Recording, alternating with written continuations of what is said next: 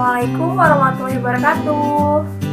Bertemu lagi dengan saya, Kuswatun Kasana, dengan NIM 18622201178. Saya berada di kelas deduktif 2. Pada video kali ini, kita akan mereview, menganalisis, dan mencari kebaruan dari artikel mengenai penelitian akuntansi,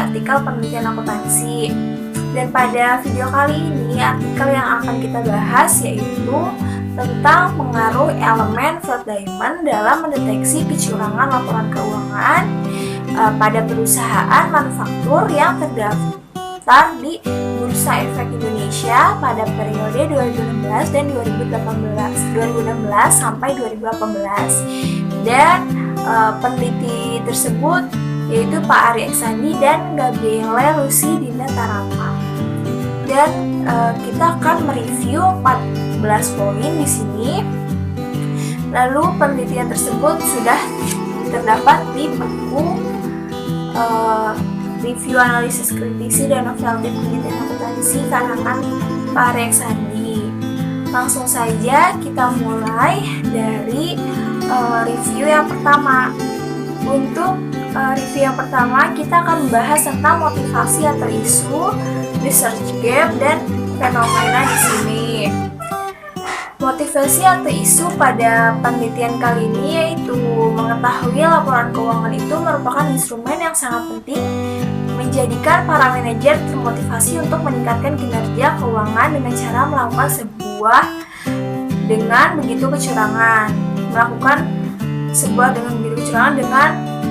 dapat menarik para calon investor untuk menanamkan sahamnya di perusahaannya. Serta research gap-nya itu ada banyak. Misalnya penelitian yang dilakukan oleh Anisha pada tahun 2016 menyatakan bahwa financial stability memiliki pengaruh positif terhadap fraudulent financial statement. Berbeda dengan hasil penelitian yang dilakukan oleh Rengganis, Sari, Widiasih, Wirajaya, dan Suprasto pada tahun 2019 yang menunjukkan bahwa financial stability tidak memiliki pengaruh terhadap financial statement fraud.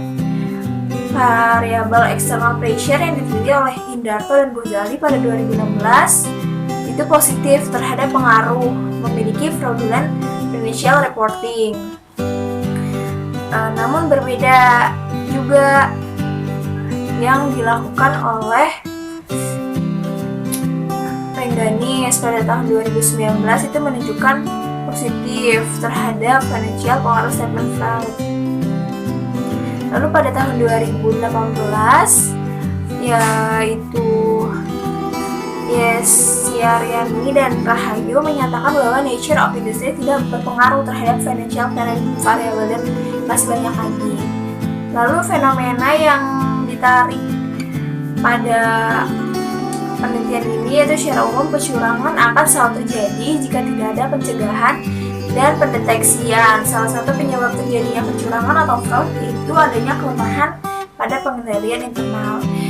Untuk pada poin 1 ini, untuk motivasi atau isu, research gap, dan fenomena, kritik yang saya sampaikan pada poin motivasi atau isu, research gap, dan fenomena tidak terdapat revisi karena penulis sudah menjelaskan secara jelas mengenai motivasi atau isu, research gap, dan fenomena dengan baik dan secara eksplisit.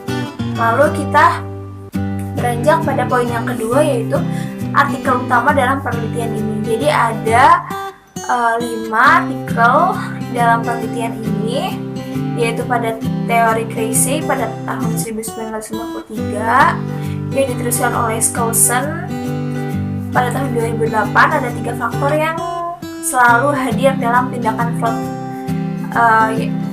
yaitu pressure, opportunity, dan rationalization yang disebut Fred Triangle. Dan artikel Wolf and Hermanson pada tahun 2004, artikel Shelton pada tahun 2014, dan Jensen dan McPing pada 1976 yaitu mengenai teori keagenan, dan menurut Blackwell Dictionary. Lalu kritik yang saya simpulkan pada poin kedua ini, peneliti kurang banyak menambahkan artikel-artikel yang menjadi referensi dalam penelitian ini, sehingga kurang menjelaskan apa yang terjadi pada penelitian yang sedang diteliti. Jadi menurut saya penelitian artikel yang dibahas itu kurang banyak serta tidak dapat menjelaskan apa yang sedang diteliti. Langsung saja kita beranjak pada poin yang ketiga, yaitu kebaruan atau novelty dari penelitian ini, yaitu adanya sebuah hubungan antara kecurangan laporan keuangan dan stabilitas keuangan perusahaan dalam pelaporan keuangan. Tekanan eksternal yang berlebihan, target keuangan yang berlebihan, kondisi industri sebagai keadaan ideal suatu perusahaan, inefektif monitoring, opini audit, pergantian direksi yang akan dijabarkan dalam laporan keuangan. Dan kritik yang saya sampaikan pada poin ketiga ini, penelitian telah menuliskan secara jelas novelty dalam penelitian ini di bagian abstraknya mengenai keterbaruan penemuan pendirian untuk memudahkan pembaca mengetahui apa saja temuan atau keterbaruan dan perbedaan penelitian lainnya dengan variabel penelitian yang sama. Jadi peneliti sudah menjelaskan pada bagian abstrak sehingga kita dapat melihat keterbaruan penelitian yang diteliti. Jadi ada keterbaruan di setiap penelitian. Lalu peneliti tersebut sudah menjelaskan ini bagian abstrak. Lalu poin yang keempat itu research question atau pembahasan masalah. Itu ada 7. Yang pertama, apakah stabilitas keuangan atau financial stability berpengaruh terhadap kecurangan laporan keuangan? Yang kedua, apakah tekanan eksternal atau external pressure berpengaruh terhadap kecurangan laporan keuangan? Yang ketiga, apakah target keuangan atau financial target berpengaruh terhadap kecurangan laporan keuangan? Yang keempat, apakah kondisi nature of industry berpengaruh terhadap kecurangan laporan keuangan? Yang kelima, apakah ineffective monitoring berpengaruh terhadap kecurangan laporan keuangan? Yang keenam, apakah opini audit berpengaruh terhadap kecurangan laporan keuangan? Dan yang ketujuh, apakah pergantian direksi berpengaruh terhadap kecurangan laporan keuangan? Lalu kritik yang dapat saya sampaikan pada poin keempat ini, penulis sudah menjelaskan secara jelas perumusan masalah yang sedang diteliti, karena masalah yang diteliti sudah terdapat pada pendahuluan dalam penelitian ini dan sudah sesuai dengan apa yang dibahas pada hipotesis. Jadi pada hipotesis nanti terdapat 7 hipotesis dan pada perumusan masalah terdapat 7 perumusan masalah, sudah menjelaskan secara eksplisit. Selanjutnya yang kelima, poin yang kelima yang ingin saya bahas yaitu tujuan penelitian. Tujuan penelitian juga sudah terdapat 7 poin, sangat berhubungan dengan perumusan masalah dan hipotesis. Jadi untuk tujuan penelitian ini, yang pertama untuk mengetahui pengaruh stabilitas keuangan yang terdapat tadi pada poin perumusan masalah yang pertama. Yang kedua juga sama, menjelaskan tentang tujuan dari rumusan masalah yang kedua, yaitu external pressure. Yang ketiga, financial target. Yang keempat, nature of industry. Yang kelima, ineffective monitoring. Yang keenam, opini audit. Dan yang ketujuh, pergantian direksi. Lalu kritik yang dapat saya sampaikan pada poin kelima ini, tujuan dari penelitiannya sudah sesuai dan sangat menjelaskan apa tujuan penulis membuat penelitian, dan dari apa yang sedang dibahas di perumusan masalah sudah sesuai dengan tujuan yang sedang dibahas. Jadi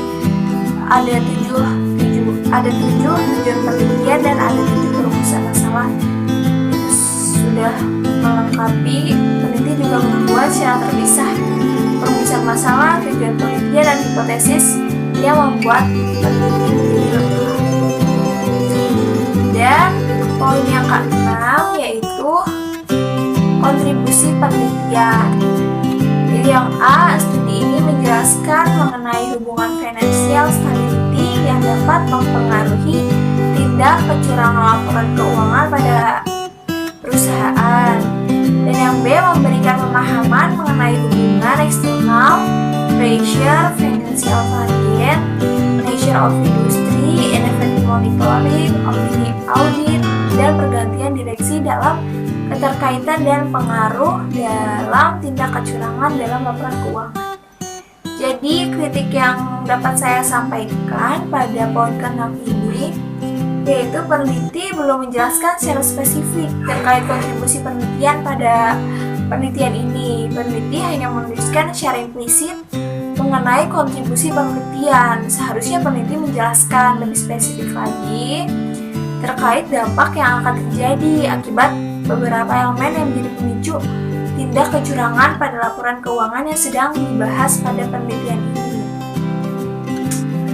Selanjutnya kita beranjak untuk poin yang ke-7 yaitu grand theory yang digunakan. Jadi grand theory yang digunakan pada penelitian ini ada 3 yaitu teori keagenan, teori fraud triangle, dan teori fraud diamond.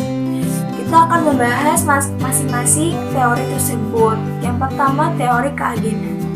Hubungan keagenan timbul karena adanya kontrak antara prinsipal dan agen dengan mendelegasikan beberapa wewenang pengembalian keputusan kepada agen. Manajemen merupakan pihak yang dikontrak oleh pemegang saham untuk bekerja demi kepentingan pemegang saham. Pihak manajemen diberikan sebagian kekuasaan untuk membuat keputusan bagi kepentingan terbaik pemegang saham, sehingga manajemen mempertanggungjawabkan upayanya kepada pemegang saham. Dan teori yang kedua yaitu teori fraud triangle. Menurut Donald Creasy pada tahun 1953 yang menyimpulkan bahwa fraud mempunyai 3 sifat, yaitu yang pertama pressure atau tekanan adalah dorongan orang untuk melakukan sebuah kecurangan. Pada umumnya tekanan muncul karena kebutuhan atau masalah finansial, tapi banyak juga yang hanya terdorong oleh keserakahan. Dan menurut Donald Creasy pada tahun 1953 yang kedua yaitu opportunity atau kesempatan, yang peluang adalah terjadinya memungkinkan kecurangan karena terdapat peluang. Pada dasarnya ada 2 faktor yang dapat meningkatkan kesempatan untuk adanya kecurangan, yaitu melakukan pengendalian yang pertama, sisi internal yang lemah, dan tata kelola organisasi yang buruk. Dan yang ketiga, rasionalisasi atau rationalization terjadi karena seseorang mencari pembenaran atas aktivitasnya yang mengandung kecurangan. Selanjutnya yaitu teori yang ketiga yaitu teori fraud diamond. Fraud diamond ini merupakan suatu bentuk penyempurnaan dari teori fraud triangle atau Creasy pada tahun 1993. Fraud diamond ini sebenarnya memiliki elemen-elemen yang sama dengan elemen yang terdapat dalam fraud triangle, tapi ada satu elemen yang ditambahkan pada fraud diamond, yaitu elemen kemampuan atau capability. Capability ini merupakan upaya seorang dalam melakukan tindak kecurangan demi tercapainya tujuan tertentu. Jadi kritisi yang dapat saya sampaikan pada poin ke-7 untuk grand teori yang digunakan, peneliti hanya menjelaskan satu grand teori secara eksplisit, yaitu fraud triangle. Sedangkan pada teori keagenan dan teori fraud diamond ini hanya dijelaskan secara implisit. Seharusnya di ketiga teori tersebut dipaparkan secara eksplisit supaya dapat ditarik kesimpulan dari ketiga teori tersebut yang berkaitan dengan penelitian yang sedang dibahas menurut kritik saya. Dan selanjutnya kita membahas tentang poin yang ke-8 yaitu keterkaitan grand theory. Itu potensi kecurangan dalam pelaporan keuangan tidak lepas dari agen yang menghadapi tekanan atau pressure untuk dapat meningkatkan kinerja keuangan dengan mencetak laba yang tinggi, namun tetap menjaga stabilitas keuangan perusahaan untuk mendapatkan sebuah prestasi dari pihak prinsipal. Hal ini yang menjadi salah satu faktor pemicu dalam kecurangan atau fraud pada laporan keuangan. Dan Dan kritik pada poin ke-8 ini untuk keterkaitan grand teori, peneliti tidak menjelaskan keterkaitan hubungan grand teori dengan judul penelitian secara mendetail, hanya dijelaskan secara implisit dalam penelitian ini. Penjelasan di atas juga merupakan hasil review dari saya, lalu saya tarik kesimpulan untuk keterkaitan grand teori tersebut.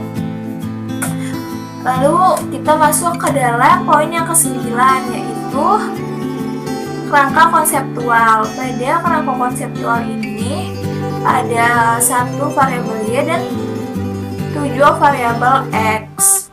Untuk variabel Y terdapat bagan di sini, yaitu kecurangan laporan keuangan untuk variabel Y-nya. Dan variabel X1-nya yaitu financial stability, variabel 2 atau X2-nya external pressure, variabel X3-nya financial target, variabel X4-nya nature of industry, variabel ke-5-nya ineffective monitoring, variabel X6-nya opini audit, dan variabel X7-nya pergantian direksi yang terdapat pada bagian yang ada di dalam video.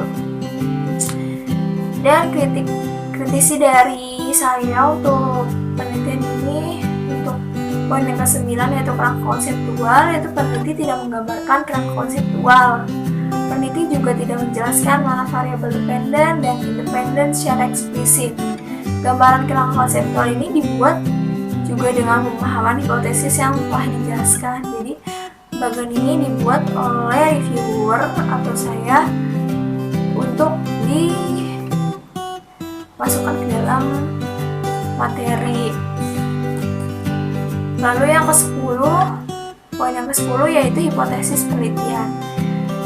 Pada hipotesis ini ada 7 hipotesis, yaitu yang pertama, hipotesis pertama, financial stability berpengaruh positif terhadap kecurangan laporan keuangan. Hipotesis yang kedua yaitu external pressure berpengaruh positif terhadap kecurangan laporan keuangan.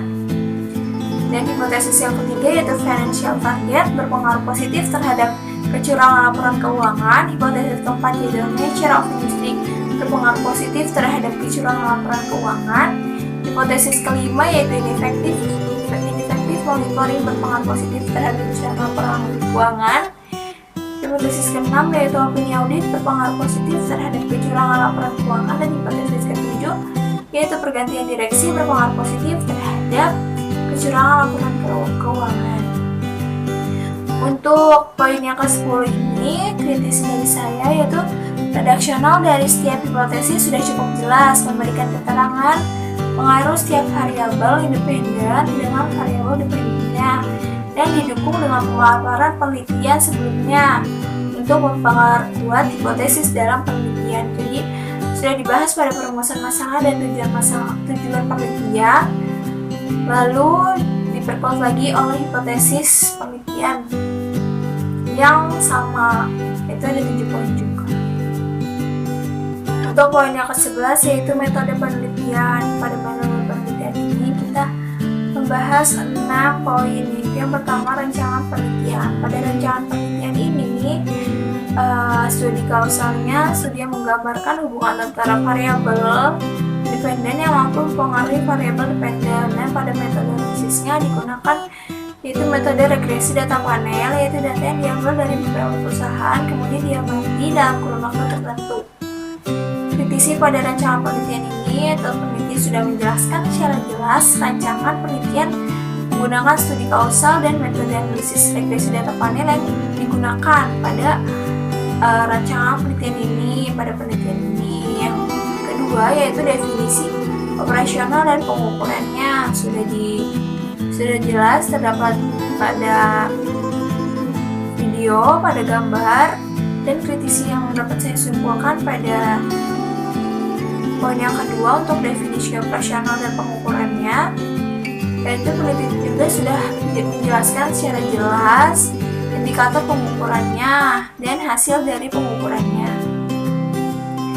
Dan yang ketiga yaitu teknik pengambilan sampel, yaitu purposive sampling perusahaan manufaktur yang terdapat terdaftar di Bursa Efek Indonesia pada periode tahun 2016 sampai 2018. Dan kritisi yang saya ambil pada poin yang ketiga untuk metode penelitian, yaitu peneliti sudah menjelaskan secara jelas juga teknik pengambilan sampel yang digunakan, yaitu purposive sampling, dan sudah menjelaskan secara eksplisit kriteria yang diterima pada penelitian kali ini. Jadi kriteria yang diterima sudah dijelaskan pada buku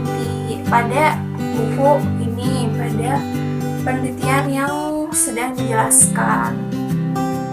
Dan yang keempat, unit analisis. Unit analisis yang di sini terdiri 13 perusahaan yang memenuhi kriteria dari total populasi sebanyak 171 perusahaan. Dan kritisi dari saya, peneliti sudah menjelaskan secara jelas juga untuk analisis yang terpilih secara eksplisit menurut kriteria dari pengambilan sampel yang digunakan. Lalu yang kelima yaitu jenis data. Jenis data ya dalam penelitian ini data sekunder yang diambil dengan metode studi dokumentasi dan studi kausal dari data laporan keuangan yang telah terdaftar di Bursa Efek Indonesia. Untuk kritisinya, peneliti juga sudah menjelaskan secara jelas jenis data yang digunakan walaupun hanya secara implisit, hanya dijelaskan tetapi tidak rinci. Yang keenam yaitu uji kelayakan model. Untuk uji kelayakan model ini yaitu analisis statistik deskriptif, pengujian uji perpasangan dua model, uji asumsi tesis, uji F, uji R atau koefisien determinasi, dan uji P. Untuk poin yang keenam ini peneliti juga sudah menjelaskan secara jelas jenis data yang digunakan walaupun secara implisit. Dan ternyata ada satu lagi yaitu metode analisis data, yaitu kita menggunakan metode analisis regresi data panel. Selanjutnya kita membahas poin yang ke-12 yaitu persamaan regresi yang digunakan untuk pengujian hipotesis penelitian.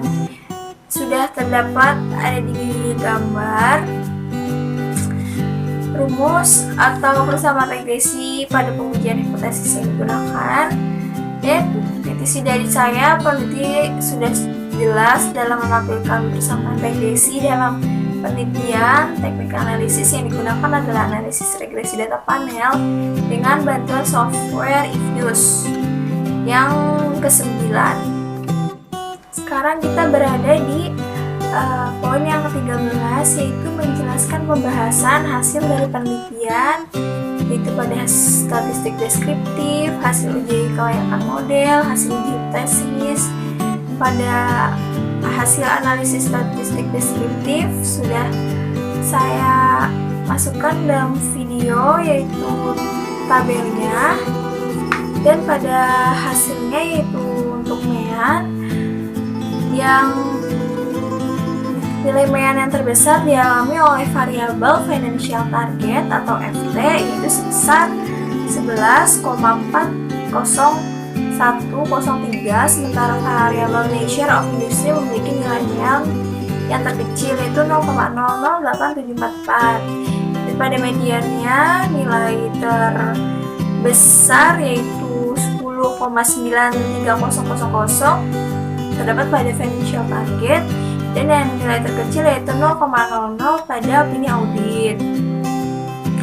Dan nilai maksimum pada analisis statistik deskriptif ini yang terbesar yaitu financial target yaitu 22,73000, dan yang nilai maksimum yang terkecil yaitu pada nature of industry. Selanjutnya nilai minimumnya kita lihat yaitu 3,71 yang terbesarnya, dan yang terkecilnya minus 0,06 yaitu pada nature of industry. Dan pada standard deviation yaitu nilai yang terbesar terjadi pada financial target yaitu 4,825 yang memiliki tingkat risiko yang lebih tinggi, berarti financial target memiliki tingkat resiko yang lebih tinggi, dan pada nature of industry ini memiliki nilai terkecil pada standard deviation yaitu 0,03. Selanjutnya Skewness. Skewness ini dari distribusi simetris. Jika distribusinya simetris, distribusi normal itu 0. Dan untuk laporan kecurangan laporan keuangan ini atau KLK, Financial Stability, Nature of Industry, dan Opini Audit memiliki nilai di atas 0. Yang berarti bahwa simetri distribusi data di sekitarnya tidak normal, sedangkan variabel external pressure, financial target, ineffective monitoring, dan pergantian direksi memiliki nilai di sekitar 0, yang berarti bahwa simetri distribusi bernilai normal, bersifat normal. Selanjutnya pada kurtosis, jika berdistribusi normal yaitu nilainya 3, jika nilainya lebih dari 3 maka dikatakan lab kurtosis. Jadi bisa dilihat pada variabel kecurangan laporan keuangan, financial stability, financial target, nature of industry, dan opini audit memiliki nilai kurtosis lebih dari 3 ya. Yang berarti bahwa ketinggian distribusi data tidak normal, sementara variabel external pressure, ineffective monitoring, dan pergantian direksi memiliki nilai kurtosis kurang dari 3, yang berarti bahwa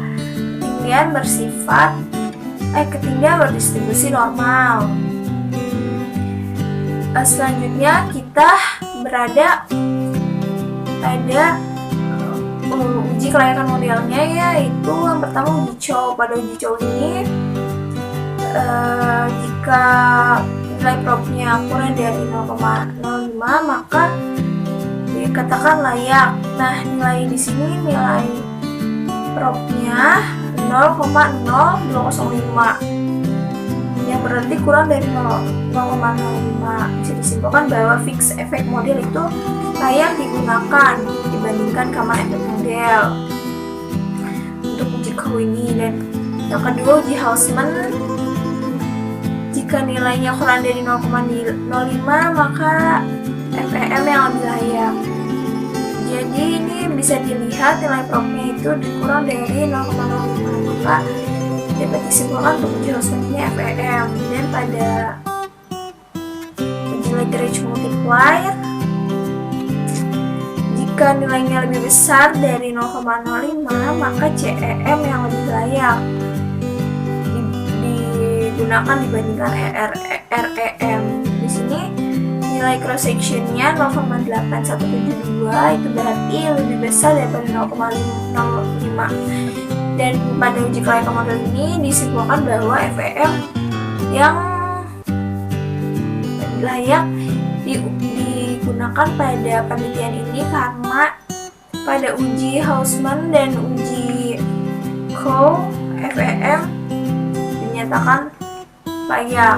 Kemudian untuk uji selanjutnya itu uji asumsi klasik. Yang pertama uji multikoliniaritas. Di sini terlihat bahwa variabel independen memiliki nilai lebih dari 0,8 sehingga dapat disimpulkan tidak terjadi multikolinialitas dalam model regresi ini. Dan yang kedua uji heterokodastisitas. Jadi bisa dilihat dari masing-masing variabel independen memiliki nilai lebih besar daripada 0,05. Maka dapat disimpulkan bahwa model regresi data panel tidak terjadi heterokodastisitas. Dan yang ketiga ini uji hipotesis. Dapat dilihat untuk uji hipotesis ini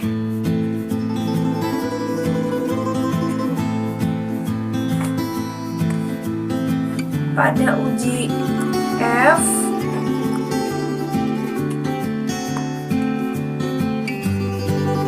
fixed effect model menunjukkan bahwa F statistik lebih sebesar 4,25.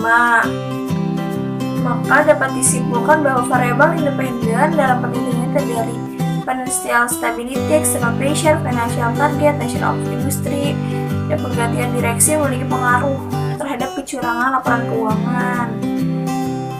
Dan pada UJR ini koefisien determinasi nilai adjust R squared sebesar 0,619, artinya bahwa variasi perubahan naik turunnya kecurangan laporan keuangan dapat dijelaskan oleh variabel dependen dalam penelitian ini sebesar 61,9%, sisanya 38,0 dijelaskan oleh variabel lain.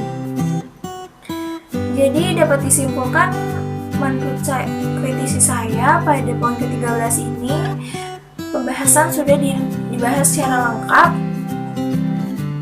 dan secara eksplisit mengenai hasil dari penelitian. Selanjutnya kita berada pada poin yang ke-13, yaitu menjelaskan pembahasan dari hasil penelitian. Pada analisis statistik deskriptif ini telah dijelaskan dan digambarkan dengan jelas dalam penelitian ini, dan hasil uji kelayakan model ini penelitian telah memaparkan dengan jelas terkait uji kelayakan model, yaitu FEM dalam regresi data panel. Dan pada uji hipotesisnya, setiap pengujian hipotesis telah dipaparkan dalam bentuk gambar hasil pengujian beserta pengujian, didukung dengan pemaparan hasil dalam bentuk deskripsi yang menjelaskan hasil dari setiap pengujian hipotesis dalam penelitian ini. Kritisi yang dapat saya sampaikan pada poin 13 ini, penulis sudah lengkap memberikan penjelasan terkait statistik deskriptif hasil uji kelayakan model dan uji hipotesisnya. Selanjutnya kita berada pada poin yang terakhir, yaitu kesimpulan, keterbatasan, dan implikasi. Yang pertama, kesimpulan sudah cukup jelas, peneliti sudah menjelaskan sesuai dengan rumusan masalah dan memberikan pemaparan yang lengkap dan jelas untuk setiap pengujian hipotesis dalam penelitian ini. Dan yang kedua adalah keterbatasan penelitian. Peneliti telah memberikan penjelasan terkait keterbatasan penelitian dengan spesifik. Implikasi pada penelitian ini, yaitu peneliti telah menuliskan implikasi penelitian untuk selanjutnya investor dan calon investor sebagai masukan bagi perusahaan terkait antisipasi untuk mendeteksi kecurangan laporan keuangan. Itu saja yang dapat saya sampaikan review saya pada penelitian artikel kali ini. Kurang lebihnya mohon maaf. Wassalamualaikum warahmatullahi wabarakatuh.